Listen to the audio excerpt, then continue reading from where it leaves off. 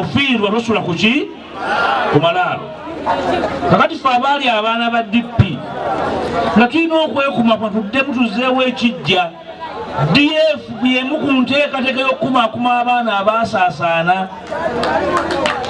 Abali bagenze mu umbrella nga Fred n'egendamu ebituli Kibega n'agitwala waggulu mu muti kati erimu ku muti erengejja. So okutandika DF nteekateeka ya kukumaakuma mumubeere ekyaggwe kubanga muli kumpi ne Kampala mulaba TV muli radio mulowooza n'enkyukakyuka etuuse. Tulina okukola omulimu gulina okukolebwa n'obumaliivu n'okwewaayo nga bwe twakola luli. Ffenna nga tutambula simuli wano mwetoolera Kyaggwe abaagala enkyukakyuka nga bakyatukuba emigo batukuŋŋaanye ku Laale n'ogamba nti enkya ogenda kukwata obuyinza oliko emmindi. Naye tuteeketeeke era mbasaba mmwe gye muli eyo oli wa DP oli wa NUP oli wa DF temweruma nolekerawo okwevuma bye mukola tebiriiyo. Mulekerawo okuyombagana oba mwagala nkyukakyuka muddemu muwuliziganye. Era nsanyukidde nnyo bannyinaze ne batoobanga batambula n'essimbwa nga ba NUP.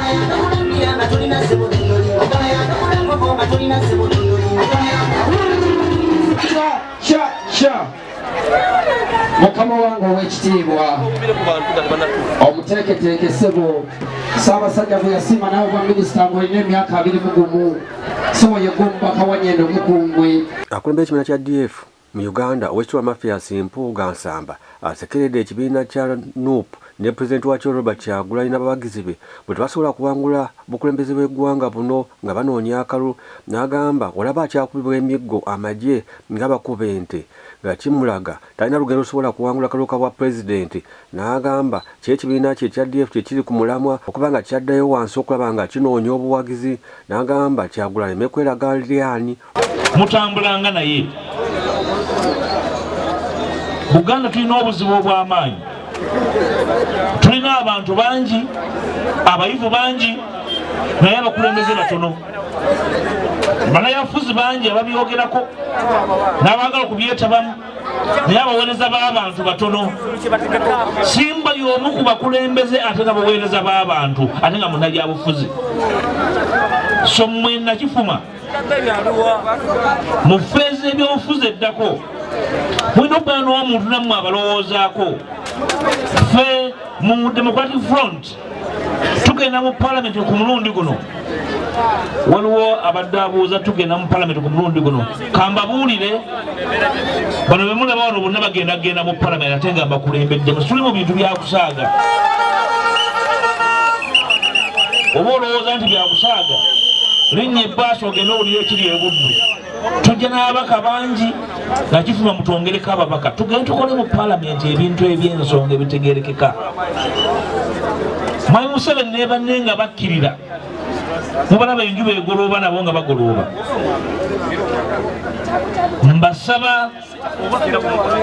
Mbasaba mummwe osukemu abantu abanaatambula n'embeera egenda okukyusa eggwanga emyaka 5 egiddako. DF ng'ekibiina tugenda mu Parliament nga tunoonya byakuteesa. Twabagadde amateeka ge tugenda okutwala mu Parliament emyaka 5 egiddako. Kye twetaaga gwe muwendo gw'abantu abategeera olutabaalo luno. Fred y'omu ku bo. Nabadde wiiki eno yonna wiiki ewedde yonna nagimaze mu Acholi, Mulango ne mu Teso. Era ndoza nvudde Teso ku makya ga leero ssaawa nga 10. Era omukyalo Deputy President Madam Kevin Anena is our deputy for Greater North.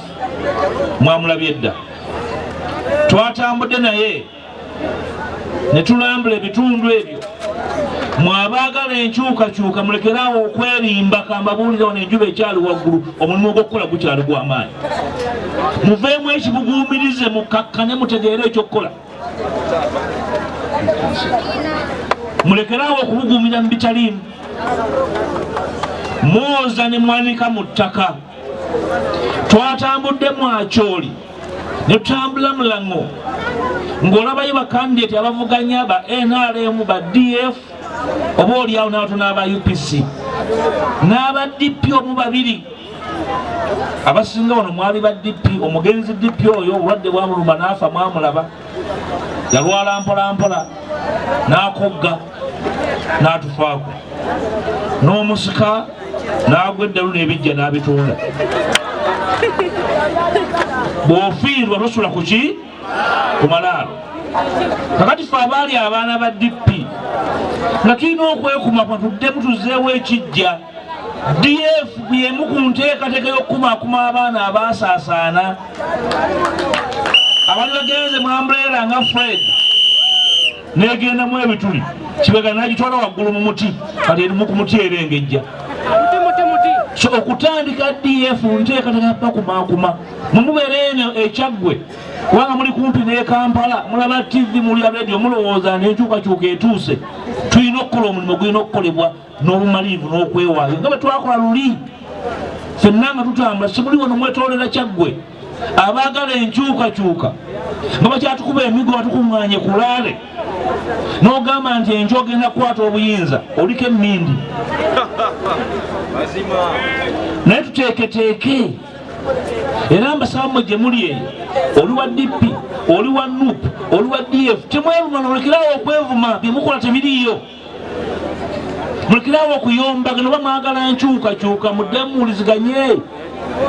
Era nsanyukidde nnyo bannyinaze ne batoobanga batambula n'essimbwa nga ba NUP. Mpuuga abadde mu bitundu by'e Kasawo mu disitulikiti y'e Mukono kanoniza Fred Kaggwa Ssimbwa akalulu kubaka bwa palamenti agamba waliwo ebintu bingi nnyo ebirina okusooka okukolebwako nga tebagenda kunoonya akaluka bwa pulezidenti. Era tukulotedde okwogera kwa Mpuuga konna bwe yabadde mu disitulikiti y'e Mukono mu ggombolola y'e Kasawo. Bannakyaggwe mbaagala nnyo nga Munnabuddu kubanga mwe mwampa omukyala ate afumbye ebbanga lino lyonna watali yadde okyagala mulanga olwekyo muli bakodomi bange nsanyusa okubeera wano. Ono Fred Ssimbwa maze naye ebbanga lya myaka gigenda mu 8. Musajja mukozi, musuubuzi, mulimi, mukulembeze. Utafaanako nga ffe abakutukidde ebiwalaata mu nkakalukano z'ensi. Akola emirimu mingi nnyo. Bwe yawangula Nakifuma twagamba nti Kyaggwa azuukiddeko ekitundu. Okuva ewaffe e Buddu okutuuka wano waliwo mu mayiro nga 3. Buddu yali yeenunula dda nga Kyaggwa Kinyana Mpindi n'ekibuga teenunulanga. Era abamu nga tulowooza nti oba oliawo muliko eddogo oba loweeya bawunika. Naye mu Fred Ssimbwa Kyaggwa yadde engulu yakima yadde engulu ekyo mwekubireko mu ngalo. Era waliwo abantu olw'obusungu obungi kubanga Fred Ssimbwa okwewaayo kwe tekwasiimibwa kubanga Ssimbwa okwefiisa kwe kwayisibwamu amaaso. Waliwo abalowooza nti okulonda kwe mwakola akalulu akaggwa mwakola nsobi. Nedda, temwakola nsobi kulonda Ssimbwa, temwakola nsobi kulonda Kyagulanyi. Kyekyali ekituufu okukola kubanga ensinga eri mbusoberwa abantu balamu bakuŋŋaana ne beekolamu omulimo ne banoonya ekkuba ettuufu lye banaakwata okwenunula. Mwakikiirwako abantu bangi bempulidde wano mu mannya naye bugenda ku rekodi ya parliament tebaliiko. Fred Simbu emyaka 4 n'ekitundu mu parliament, nze nimukulembeze mu parliament mbaddemu emyaka 15, yomu babaka abatono abapya abadde bateesa mu parliament, nolwekyo teyabasala ku lunaku n'olumu. Ensonga z'obuli muli mukwemala mu maanyi okwata omusajja alina omutima omugazi nga Simbu omukkakkanye, oteme omuvula osimbe ensogasoga olunda mayuba.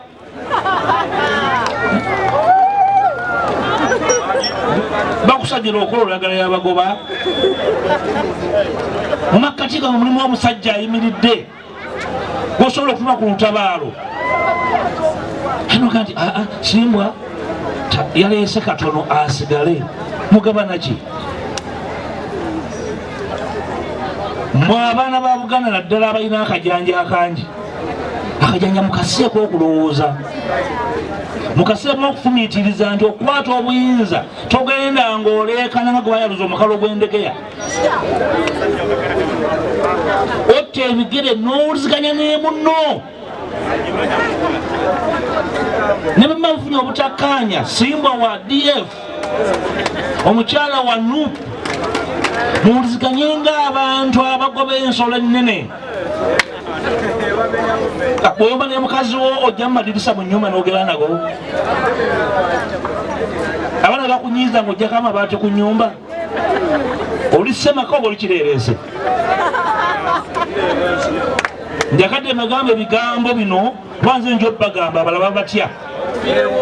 Simbu mujja mutiisa kubanga bwe mugabo obululu, nze si bwe nkola. Kubanga tuludde nga tulagala enkyukakyuka, naye nga mu nkyukakyuka mukolere ekyejo, mumusalako obuploti bwammwe obutono, mulimiraawo empirivuma n'empafu. Abavubuka mbaagala nnyo, mulina amaanyi mangi nnyo, mbasaba amaanyi gammwe mugaseeko n'okufumiitiriza.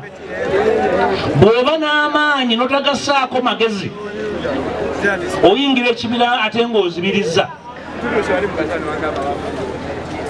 Entandikwa yaffe ng'ekibiina si yakusaasanya balala abali mu opposition, yakubalaga nkola ey'enjawulo y'ebyobufuzi bwe tuba tunaleeta enkyukakyuka. Bajjajjaffe baafugibwa ne bajoogebwa ne babapa n'engalabe ku mutwe, bakyaffe ne bajoogebwa, naffe tujoogeddwa.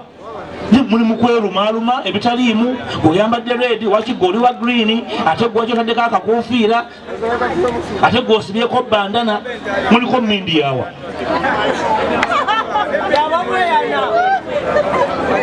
Era Museveni abalaba nga mukola emukola n'aseka nava ne mu katebe n'agwa n'aseta n'ebigere ng'abeewuunya obujego obubajjudde. Simbu ali wano emyaka 5 akola yeewaddeyo, mumuzizza mulimu gwe yakolera emyaka 5. Mu abaana ba Buganda ani yabaloga? Lwaki nandibadde ndi Kalamojja? Lwaki ono bandibadde wano? Yabaloga mu Kongo, mu Tanzania, muki? Sebo Pastor Dr. Abel gwono ojja n'ogoba Diamond yagwa mu baana ba Buganda egende wala.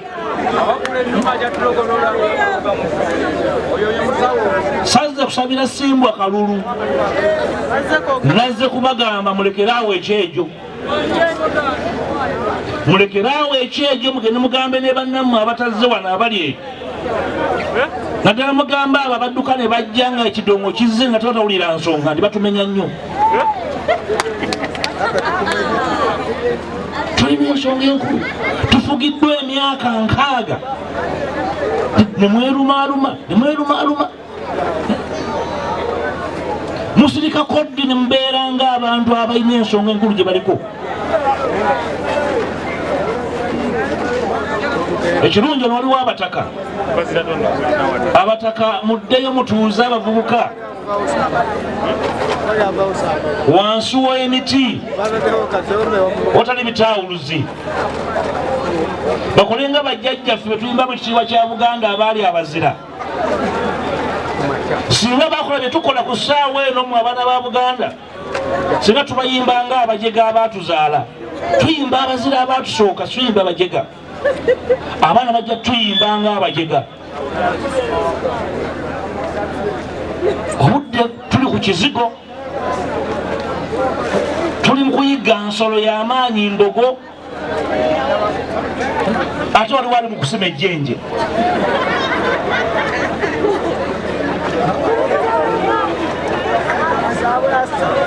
olwo obudde tumala bwaki okulya enfuufu ne tulimba bannaffe netunoonya buyinza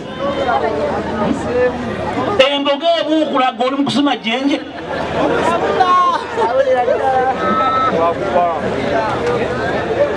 so mbasaba abaana ba Buganda tuleke kumenyeka nga tuwuliziganya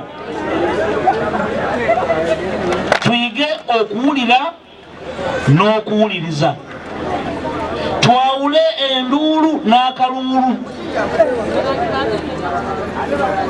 twawule okutambula okusaayirira n'okudduka wetukooyedde wano Museveni atufuze emyaka 4 abasajja abajjanga embuto zibali ku mugongo ziri mu mannyo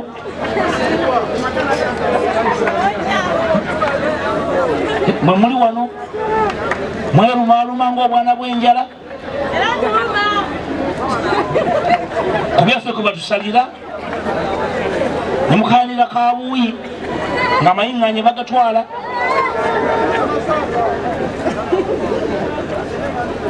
kakati mmwe abali mu myaka gyange mukkirize nti olutabaalo lwaffe baalukyusa ne tulwaneyo olw'abaana baffe waakirira be baliko okujooga baffe bwe tujoogeddwa amaanyi agakyasigaddemu waaki tulwanira abaana baffe baliko okujooga nga bwe tujoogeddwa ono Busimbwa tabe mu nteekateeka y'okuteekateeka okulonda tubuuze ebibuuzo tukole amateeka nga tuleetabyemu obudde buweddeyo nebagamba twetabe mu kukola register tutegere register ya kika ki babagamba nti mulina register 2 emu eri mu kompyuta endala kitabo Mathias Mpuuga Mathias Nsamba Mpuuga Nsamba Mathias abantu 4 ne balonda emirundi emeka muliko eddogo ery'amaanyi eryagwa okubajjako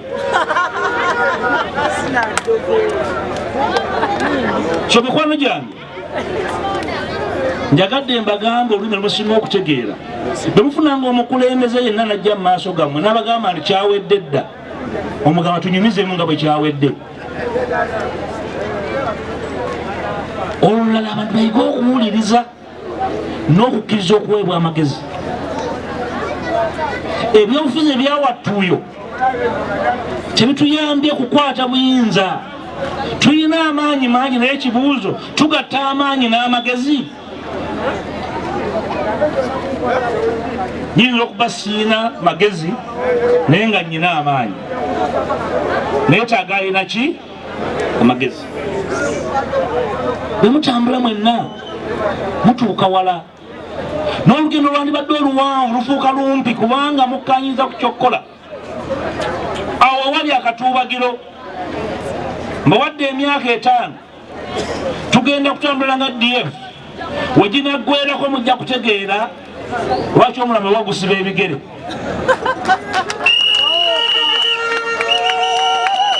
era mbasaba mutambule nga muwuliriza kuba kugenda kudduka tugenda nga tuwuliziganya Fred Simbwa obuvunanyizibwa bwabukoze bw'ogamba nti abukoze obeera mubi oba olina ettima oba olina enge oba olina effubitizi Fred Simbwa mumubanja ki mbasaba muwagire omwana wa Buganda ono ajje mpabe tukole omulimu gw'ensi tabe mu nteekateeka y'okuteekateeka okulonda tubuuze ebibuuzo tukole amateeka nga tuleetabyemu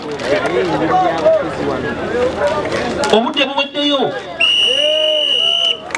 nebagamba twetabe mu kukola register tutegere register ya kika ki babagamba nti mulina register 2 emu eri mu kompyuta endala kitabo Mathias Mpuuga Mathias Nsamba Mpuuga Nsamba Mathias abantu bana ne balonde emirundi emeka mulina eddogo ery'amaanyi eryagwa okubajjako. So mikwano gyange njagadde mbagambe olulimi lusinga okutegeera bwe mufunanga omukulembeze yenna najja mu maaso gammwe n'abagamba nti kyawedde dda omugamba tunyumizemu nga bwe kyawedde. Olulala abantu bayiga okuwuliriza n'okukkiriza okuweebwa amagezi. Ebyobufuzi ebyawattuuyo tebituyambye kukwata buyinza. Tulina amaanyi mangi naye ekibuuzo tugatta amaanyi n'amagezi.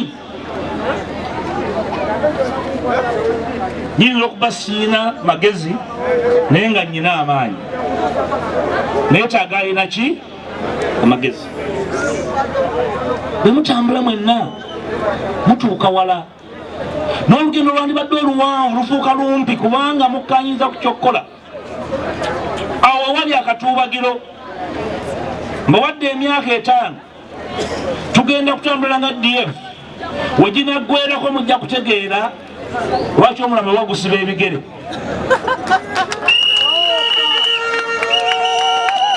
Era mbasaba mutambule nga muwuliriza kuba kugenda kudduka.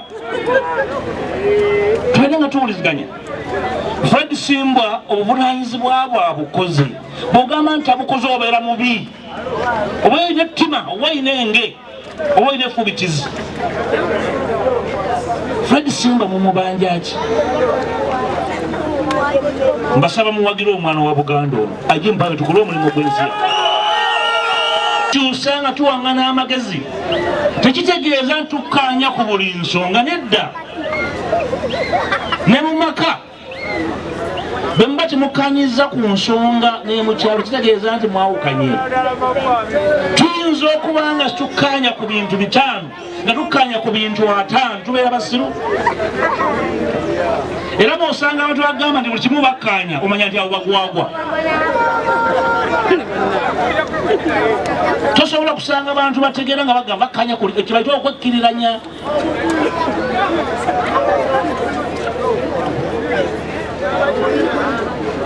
Mbasaba n'obwetowaze ewaffe e Buddu tuli banjawulo, tuwulira, tuwuliriza, tugoberera ate ntusalawo. Mbasaba nammwe muyigo okwawula ensonga ku busunga. Era olwo nalonda Fred Simbwa lwemujja okulonda Manyaze Teddy Nakanjako ono. Tereza ono kyusanga tuwangana amagezi tekitegeeza ntukkaanya ku buli nsonga, nedda. Ne mu maka bwe muba temukkaanyiza ku nsonga ne mu kyalo kitegeeza nti mwawukanye.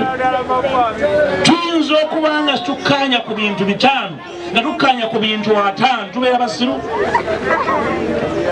Era bw'osanga abantu bagamba nti buli kimu bakkaanya omanya nti abo bagwagwa. Tosobola kusanga abantu bategeera nga bagamba bakkaanya ku kibayitwa okwekkiriranya.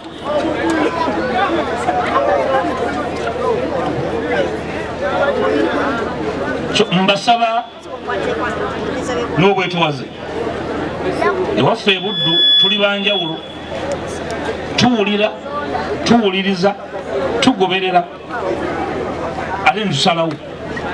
Mbasaba nammwe muyigo okwawula ensonga ku busunga. Era olwo nalonda Fred Simbwa lwemujja okulonda Manyaze Teddy Nakanjako ono. Tereza ono Nompuuga tyatambudde yekka, yatambudde n'ebikonge bingi nnyo okuva mu kibiina kya DF, era nga bano nabo balina ebigambo bayogedde nga kubona okubaddeko Dr. Abed Bwanika, Moses Kasibante n'abalala bangi, era tukoledde byonna ebyadde ku mukolo guno. Lyange nze Kasibante Moses Class Monitor era nze mwogezi w'ekibiina kya Democratic Front.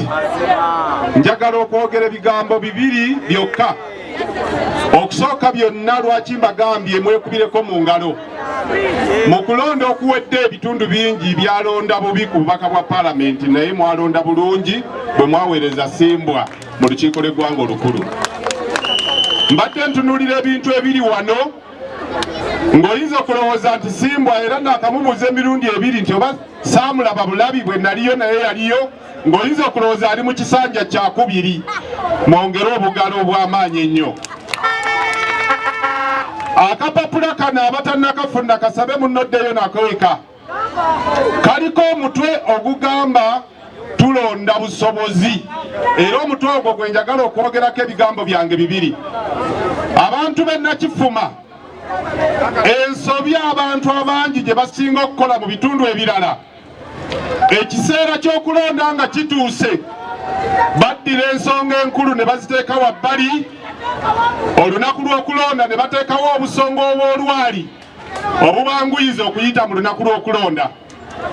Okulonda okugenda okubeerawo ng'ennaku z'omwezi 15, anaalonda kigenda kukutwalira emyaka emirala 5 nga tozeemu kwetaba mu nteekateeka eyo. Emyaka 5 bw'ogikubisaamu ennaku 365 buli mwaka gye gulina, ogenda kumala ennaku endala 1825 nga tozeemu kufuna chansi ya kusuula kalulu kulonda mpaka wa Paalamenti. Kati ensonga ze musinga oluusi okuteekawo ez'olwali ezibayamba okuyita mu lunaku lw'okulonda zitwerabiza nti waliyo ennaku 1825 ezisalibwawo olunaku olwo. Ensonga ez'olwali ngenda kubabuulirako emu oba bbiri olw'obudde. Emu ku nsonga y'olwali babuyita bubonero. Olunaku lw'15 January si lwa kulonda bubonero. Enteekateeka y'okulonda obubonero yaggwa. Buli kibiina ekyewandiise kirina obusobozi okusimbawo omubaka mu Nakifuma kirinawo kandideeti. Ekyokulonda obubonero kyaggwa. Omuntu w'e Nakifuma kwolwo ogenda kulonda MP wo si kabonero. Tewali kabonero kasobola kwogera mu Paalamenti. Tewali kabonero kaseka, tewali kanyiiga. Effectively tewali kabonero kabi. Ewaffe gye nzaalibwa e Butambala eyo omuti bwe gwogera ku kyalo teryasulako. N'olwekyo teryasobola gguwa kalulu gugende gwogere. Ewaffe gye nzaalibwa e Butambala eyo ambuleera neeyogera ng'obadde ogisitudde ogidduka kilomita nga 4 nga tonnatunula mabega. N'olwekyo teryasobola kuwa ambuleera kalulu egende emwogerere. Bassebo ne bannyabo tulonda abantu basobola kuvaamu maloboozi nga basimbwa, so si kabonero konna. Akabonero kafaanana nga lugoye lwo. Wajjidde mu lugoye olwo wajjiddemu olulungi kuba tetwagala muntu ajje bwereere. N'amateeka g'eggwanga tegalina kibiina kya bufuzi kisobola kutandikawo nga tekirina kabonero. Issu si kabonero. Kubanga mbadde njijja wali nga mpeta mu Kalagi neesangawo omusajja naye aŋŋambye ow'ejjinja. Nangamba mulaga bwanze ndi wa baasi naye ng'ali ku booda. Ne mugamba ekufuddeko okusooka olyoka olinnye booda nti ate nfuddeeko. Sirina ssente zisobola kulinnya ntambula ndala njigidde ku ki? Ne mugandaga ku kisumuluzo kyayo bw'akutte wanajjayo ekifaananyi kya baasi. Ye alowooza nti wa baasi agirinako kifaananyi. Omu namusanze mabegako nangamba anaye nze ndi wambuleera. Naye gye twabadde enkuba yabadde etonnya. Bwe yatonye neekanya yaddukidde mu mmotoka yange nesitula yambuleera nenjimuwa ne mugagenda ne bona oyimirira wali enkuba tejja kukuba. Kunze naye ani yabadde wambuleera. Kati ebintu bye twekwasa si bye bituufu. Tuleka abantu abatuufu ne tulonda obubonero. Bwe tumala okulonda obubonero tutandika okunenya abantu be batugulizaako nga batuguza kapa mu kutiya. Owaayi ate lwaki totukoledde kino? Gwe walonda kabonero lwaki obuuza omuntu okukolera? Tuli wano e Nakifuma teri kibiina kya bufuzi kitalinawo muntu. Kubanga eryo ddembe lyaffe ffenna okubeera mu bibiina byaki? Okulonda kulinga kutwala nnyama ya nteyo ku mudaala. Bw'oba mulunzi wa nte ne bagitwala ne bagisala ku mudaala nga bakusasudde ssente zo, biiru yo n'ente ye eba yakomyewo bakusasulidde. Kwe kubasaba okulonda abakulembeze ab'ensonga. Buganda erina ekizibu, tukuba akalulu nga tukyamuka. Naye ffe politikisi waffe nesimbwa. Politics wa nkulaakulana wakwongerako.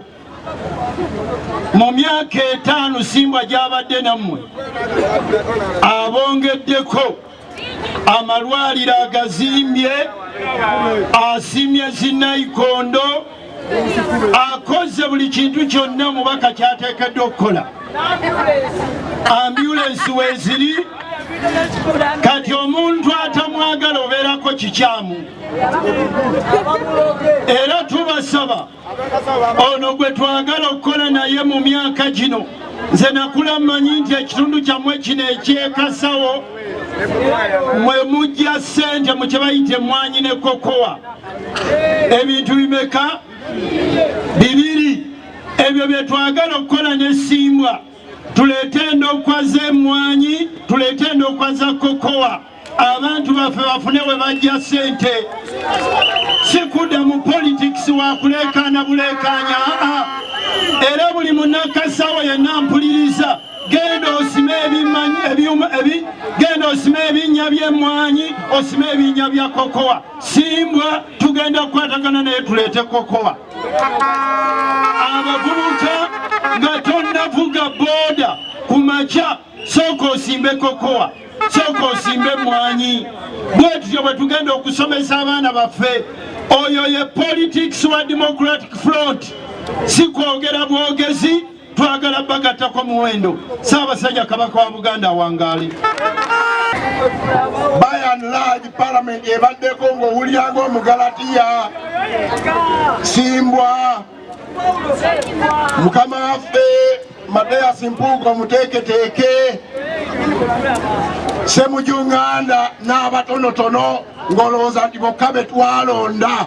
Njagala okwebaza abantu b'e Nakivuma, mwebale nnyo, mwebalire ddala okutuleetera omusajja ono. Lwaki nze nzize wano kuwa bujulizi ku Simbwa nga tutandika people power, ffe nga tuli mu Democratic Party gye twayidanga ekikuuso ekinene ekya DP block omuli UID ne DP. Nalaba Simbwa ono nga zze nga yeewaddeyo okolagana ne banne, aleese obwongo, yaleeta ensimbi entonotono ze yalina, yawaayo emmotoka ye, n'ajja ekyaddondo, n'ajja ejjinja, ne tugenda ebugiri, n'ajja mu Arua, ne bwe baasiba Mwami Kyagulanyi, ye muntu gwe nalaba eyawaayo amaanyi ge. Ne tugenda ne tusula e Nalufeenya, ne tugenda Iganga, ne tubeera yali afiiridde n'awo mu kkubo nga tukomawo ng'emmotoka katono yeefuule. Omusajja ono mumwongera akalulu. Ekyokubiri era kumpi mmalirize, omusajja ono okubala mwamutwala mu Parliament teyawemukira Ssaabasajja Kabaka, teyawemukira nsonga Buganda kweyimiridde, teyawemukira nsonga ezikwata ku Buganda n'abantu ba Buganda abanaku. Bibe bya bulimi yateesa, bibyekulwanirira by'amasomero n'amalwaliro yateesa, bibeere we twalowooleza nti batutwalako emmwanyi. Yagamba banne tugende mu Parliament tusimbe Nakakongo, era yali wa mukama we Mpuuga nga balowooza bwebumu. Njagala mumunneebalize omwami ono. Ekirala yatununulira constituency eno, kubanga ebbanga lyonna waliwo abaali bagisimbyeko akatimba akayero, naye nga balimba abantu tujja bakolera kino, tujja bakolera kiri. Naye Simbwa bwazze nga talina mu gavumenti, nga naye wa opposition, ebintu bye bava okwogerako wano nammwe bye mumanyi abikoze. Ate era nkukulisaayo mu Northern Uganda gye wabadde ne mu Eastern. Manyi nti nno okyali mukoowu naye olw'obuvunaanyizibwa ate obadde olina okubeera ennakifuma mu bantu bo. Bassebo ne bannyabo, Oweekitiibwa Mathias Mpuuga, guno si gwe mulundi gwe ogusoose okujja Nakifuma basebo ne bannyabo. Omulundi ogwasooka ono amujjukidde bulungi. Bwe namala okuteekawo eddwaliro ly'Ekikube kuba nasanga lirwadde ng'abalwadde abagenda muli eribalwaza ate. Bwe namala okuliteekawo okulitereeza obulungi, omuntu eyajja okuliggulawo yali Oweekitiibwa Mathias Mpuuga. Nsaba mumukubireko mu ngalo. Oweekitiibwa abantu bano mbakoledde ebintu bingi ebisinga mitadde kapapula yadde nga bagamba nti abantu baffe mu Buganda obuzibu bwe tulina butasoma. Naye ku luno ntadde mu kyapa birabika mangu ate bitegeerekeka. Bino mbikoledde mu Bosebo Oweekitiibwa. Ambulance y'emu yeri wali eyo nabawa ennaku 10 bwe bampa akalulu ngenda bagula ambulance yiiyaawo. Saba Oweekitiibwa abataka bano era mbawo obweyamo nti bwe bannyongera akalulu mu nnaku 10 ezisooka eddwaliro lino lyaffe ery'Ekitovu ngenda litekako ambulance mpya. Sikomye ku kulinunula bununuzi kubanga nasanga balitwala n'ensasula looni yaalyo.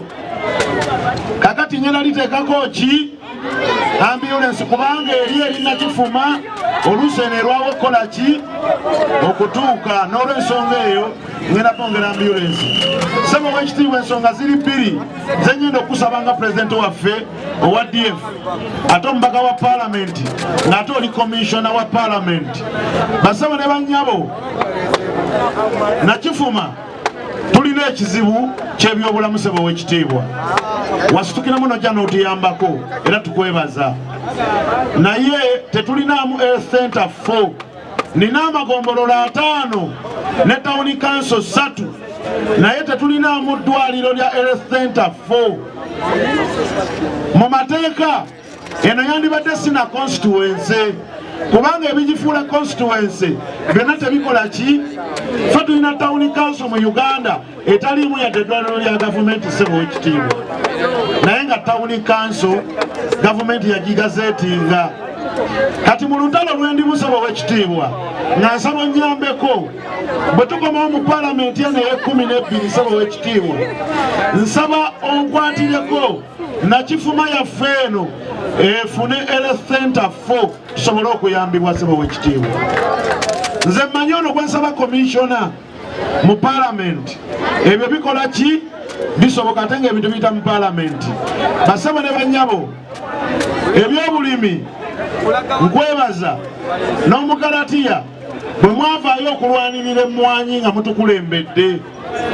Era olutalo lwe nali nnwana lwali lw'abantu bange okusinga baawano Kasawo na Muganga kubanga be basinga okulima emmwanyi. Basebo ne bannyabo naye Sebo era essuubi lye mwampa Omugalatiya azzeemu n'akinnyonnyolawo n'alaba Abedi nti nga Kasawo ne Nakifuma yonna okutwaliza awamu tugenda kuteeka omulamwa ku bulimi naddala obukulembedde nga bwa mmwanyi ne kooko. Tugenda kubawenda kwa miliyoni mu kisanja ekiddako. N'olw'ensonga eyo musibe ebinnya mugenda kusiba mu nnimiro. Politics tumujengako kawungeezi nga tulina ekyokulya. Awo tujalekerawo okuvuma abakulembeze n'oli okugamba ebitategeerekeka kubanga ojja kuba olinamu ekyokulya. Abasinga ekibawanya abakulembeze abatalina kye bakoze kubanga osuubira agenda kukuwaayo siringi 1000 oddeyo awaka. Basebo ne bannyabo bw'oba olina ekyokulya ojja kulonda nsonga nga bwe tugambye bamaama ne bataata. Oweekitiibwa